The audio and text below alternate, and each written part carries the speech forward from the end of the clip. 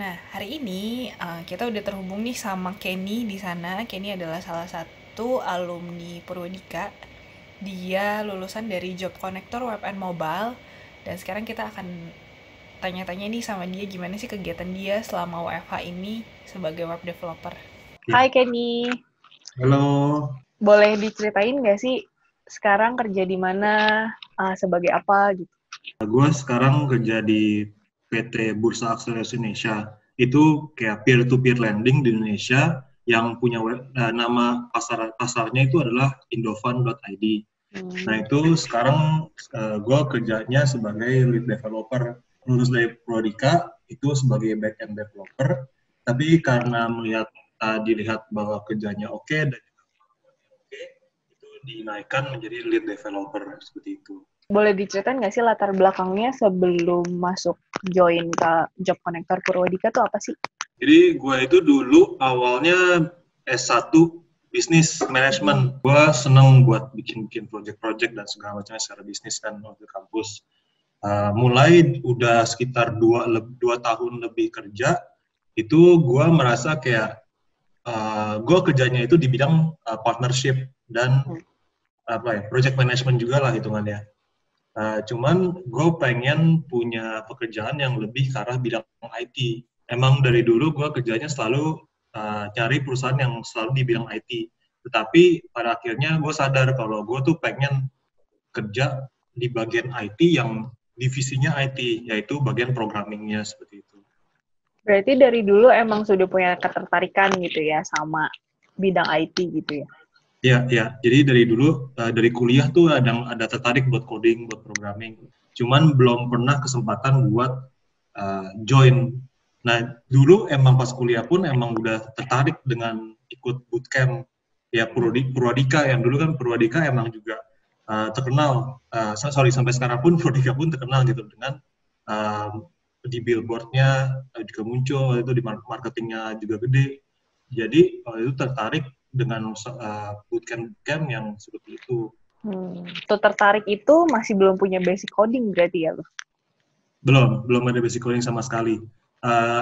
Alasannya kenapa nggak langsung join karena ya dulu mikir nggak ada tujuan buat masuk bootcamp itu, dan yang waktu itu kuliah bisnis kok bisa belajarnya coding gitu kan, nggak ada hubungannya. Cuman semakin lama melihat potensi kerja itu jauh lebih tinggi untuk di bidang IT semakin lama, dan emang ketertarikan di dunia IT pun itu yang bikin akhirnya masuk Prodika juga. Oke, berarti akhirnya mutusin masuk Purwadika nih dengan nggak ada basic juga gitu kan? Awal-awal tuh ngalamin kesulitan nggak sih kan sebenarnya? Awal-awal nggak ada kesulitan, karena kan lumayan dari sisi perubahan hidup juga iya, dan juga dari sisi belajar hal barunya. Karena kan berarti perubahan hidupnya adalah gue harus banting setir lah anggapan dari business management ke IT. Yang gue harus stop kerja dulu untuk ngambil bootcamp ini. Kedua, susahnya itu untuk belajar codingnya.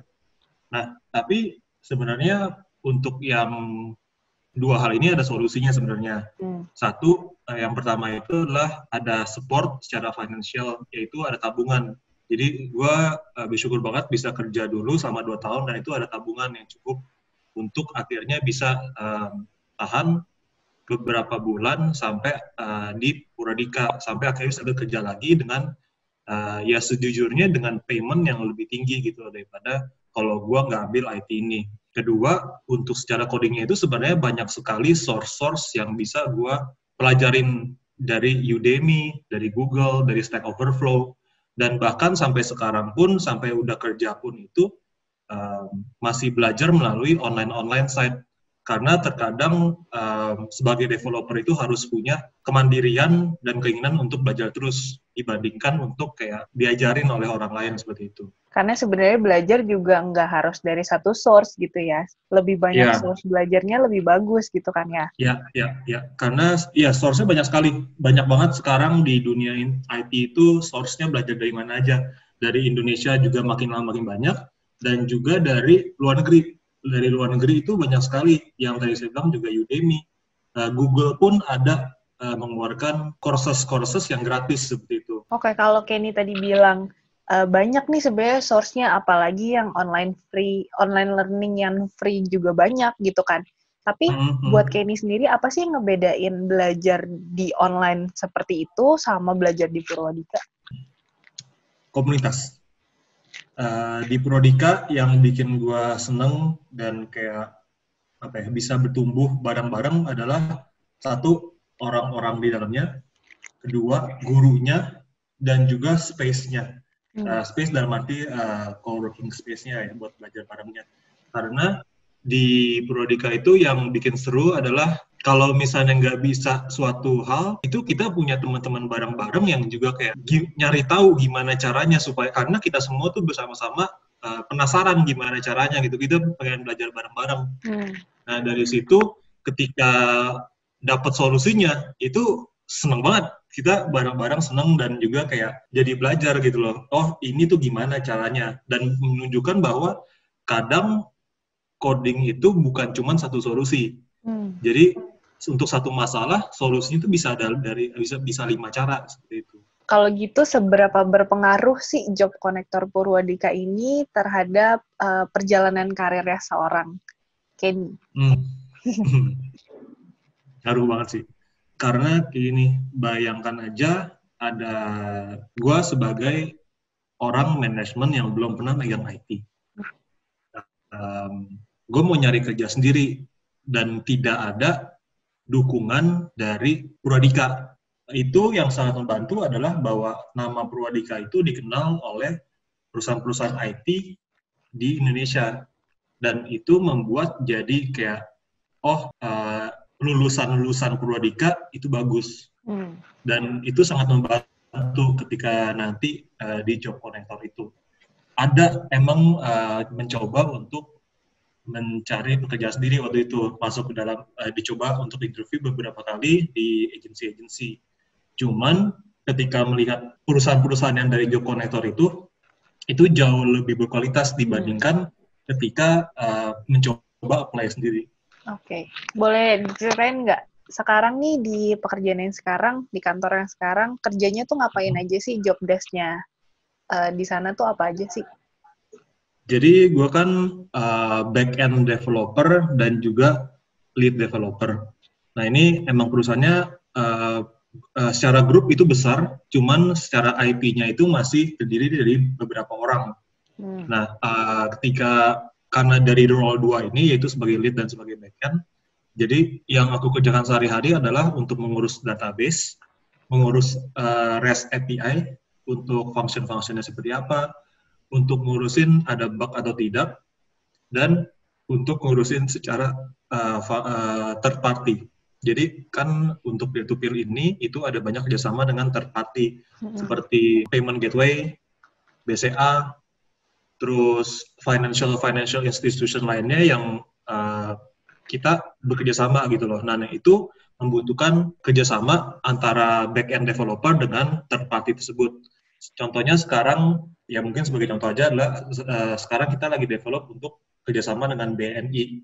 Nah itu kita bagaimana dari tahap awal sampai akhir itu mungkin dalam waktu 1-2 bulan untuk membuat sebuah kerjasama ini dalam bentuk fungsi yang kita bakal gunakan gitu.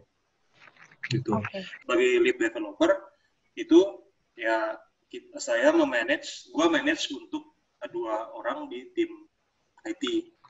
Nah, itu bagaimana bisnis flow-nya, bagaimana IT database flow, diagram-diagramnya seperti apa, lalu hubungan kerjasamanya seperti apa. Nah, itu yang juga saya ngurusin. Oke. Terus selama pandemik ini nih, ikutan WFH atau tetap ke kantor? Ikutan WFH juga. Udah berapa lama nih WFH, Ken? Udah sekitar 1 bulan sih nih. Oh, oke. Nah, ini seorang developer nih, apakah emang kerjaannya bisa untuk WFH atau gimana? Bisa apa sih yang dilakuin gitu? Sebenarnya mungkin cerita dikit kenapa pilih developer juga, mau masuk IT juga, karena ini adalah salah satu pekerjaan yang sangat bisa dikerjakan di luar kantor. Seperti work from home, freelancing, dan lain sebagainya, yang kerja bukan harus di kantor gitu. Sekarang WFH ini setiap hari itu tetap bisa gitu loh kerja, karena kita semuanya online dan tidak ada yang harus partnership yang harus ketemu dengan orang terus. Kalau misalnya accounting itu harus masuk untuk ada bukti-bukti berkas-berkasnya. Nah ini IT adalah salah satu pekerjaan yang fully online gitu dan bisa semuanya dikerjakan secara online. Jadi WFH tuh nggak menghambat pekerjaan seorang web developer berarti ya? Tidak, ini sama sekali tidak menghambat. Yang penting kita tahu untuk menggunakan tools apa aja untuk bisa komunikasi dengan baik. Contohnya Trello itu untuk manage pekerjaannya yang harus dilakukan apa aja. Google Docs, G Suite, Zoom, Google Meet, itu semua digunakan untuk bagaimana kita bisa kerja di luar kantor seperti itu. Kalau ditanya nih, lebih suka WFH atau kerja di kantor? Gimana coba? Sebenarnya dua-duanya suka sih. Cuman kayak pengennya WFH, cuman lebih pengen ada 1-2 hari itu masuk kantor juga buat diskusi. Karena kadang emang tetap lebih baik itu emang diskusi face to face. Cuman gue juga pengen sebenarnya kerja di rumah karena enak. Lebih enak kerja di rumah gitu ya. Cuman kalau nggak ketemu orang juga nggak enak gitu ya. Iya, benar banget. Coding itu butuh konsentrasi tingkat tinggi. Kalau misalnya di kantor itu sering kali kayak lagi coding, lagi fokus, ditanya suatu hal, buyar. Iya, gampang ke distract ya? Iya, gampang ke distract. Oke. Terakhir nih, Ken. Ada tips nggak sih untuk teman-teman nih yang mau belajar tapi takut untuk memulai? Apalagi kan keadaannya sekarang lagi gini nih, lagi nggak pasti, semua serba nggak pasti gitu. Ada nggak sih tipsnya dari Ken? Mungkin tipsnya adalah, mungkin emang sekarang keadaannya juga lagi susah, dan kayak mungkin juga banyak yang unpaid leave lah, karena ya banyak lah sekarang yang lagi unpaid leave dan lain sebagainya itu. Cuman jika emang ingin belajar untuk dalam dunia ini, sebenarnya ya tidak bisa dipungkiri kita punya banyak waktu untuk di rumah. Dan jaringan internet juga pasti bisa ada gitu. Yang sekarang gue tekenin adalah mungkin cobain Udemy. Karena Udemy itu sangat-sangat membantu gue dulu pas lagi di awal-awal. Kayak Udemy atau apa itu cobain dulu. Kalau misalnya emang suka dan tertarik, ya itu sangat bagus. Berarti emang punya ketertarikan situ dan bisa jadi lanjut ke Prodika. Kalau misalnya ketika cobain coding itu susah, ya mungkin harus tanya teman-teman dulu atau seperti apa, atau mungkin kayak diskusi dulu bareng teman-teman seperti apa itu dunia IT, supaya dapat gambaran jelas dulu sebelum ya lanjut ke Prodika. Kalau saran gue segitu ya. Okay. Prodika juga punya tagline loh, Ken. Learning without limits. Mantap. Oh iya, Prodika learning without limits ya. Iya, betul. Jadi biarpun kita di rumah aja, kita tetap bisa belajar kan dari manapun gitu sebenarnya. Bisa belajar dari manapun. Apalagi kalau tadi Kenny bilang juga udah menjadi seorang web developer pun tidak terus nggak belajar, tapi harus tetap belajar gitu kan ya? Ya, betul sekali. Oke. Thank you ya Ken, udah ngeluangin waktunya buat interview sama kita, sharing-sharing. Oke, sama-sama. Thank you. Thank you ya. Ya. Bye.